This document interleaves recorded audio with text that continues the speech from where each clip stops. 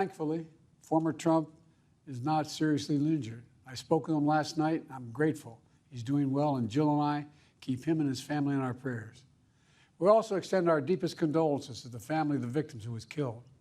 Corey was a husband, a father, a volunteer firefighter, a hero, sheltering his family from those bullets.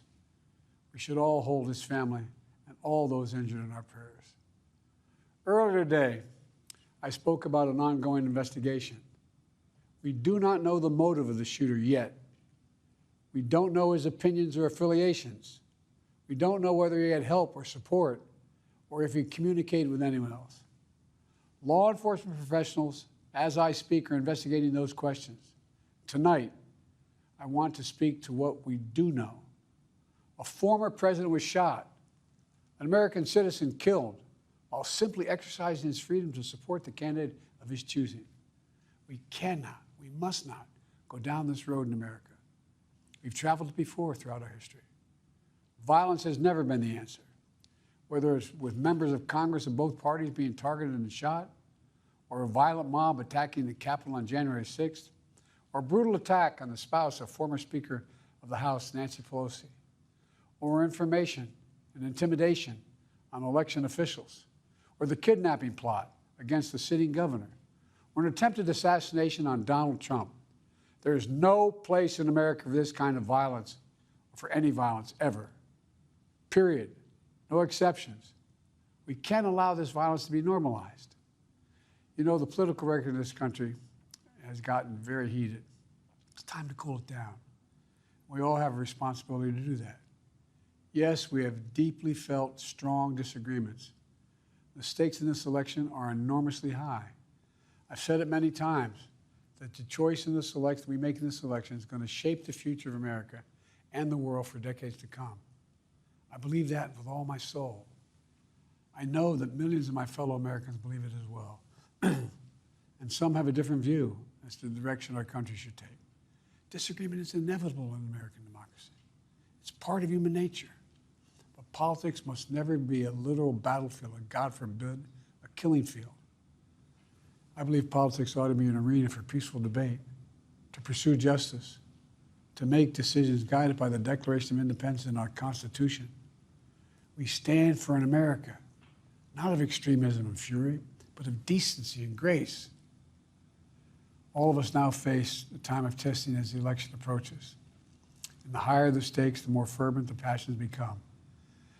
This places an added burden on each of us to ensure that no matter how strong our convictions, we must never descend into violence.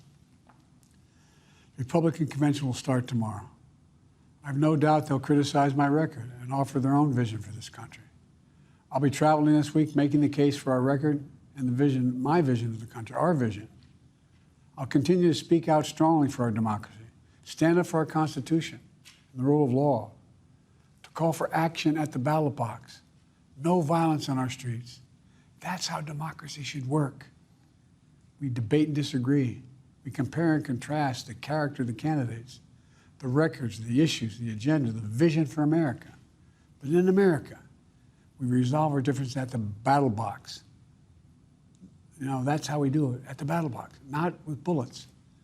The power to change America should always rest in the hands of the people, not in the hands of a would-be assassin.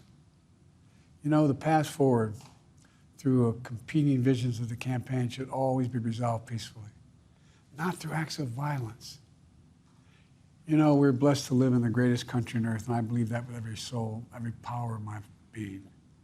So tonight, I'm asking every American to recommit, to think about it. What's made America so special? Here in America, everyone must be treated with dignity and respect, and hate must have no safe harbor. Here in America, we need to get out of our silos, where we only listen to those with whom we agree, where misinformation is rampant, where foreign actors fan the flames of our division to shape the outcomes consistent with their interests, not ours. Let's remember, here in America, while unity is the most elusive of all goals right now, nothing is more important for us now than standing together. We can do this. You know, from the beginning, our founders understood the power of passion. So they created democracy. that gave reason and balance a chance to prevail over brute force. That's the American we must be. An American democracy where arguments are made in good faith. An American democracy where the rule of law is respected. An American democracy where decency, dignity, fair play aren't just quaint notions, but living, breathing realities. We owe that to those who come before us, to those who gave their lives for this country. We owe that to ourselves. We owe it to our children and our grandchildren. Look, let's never lose sight of who we are. Let's remember we are the United States of America. There is nothing beyond our capacity when we do it together. God bless you all, and may God protect our troops.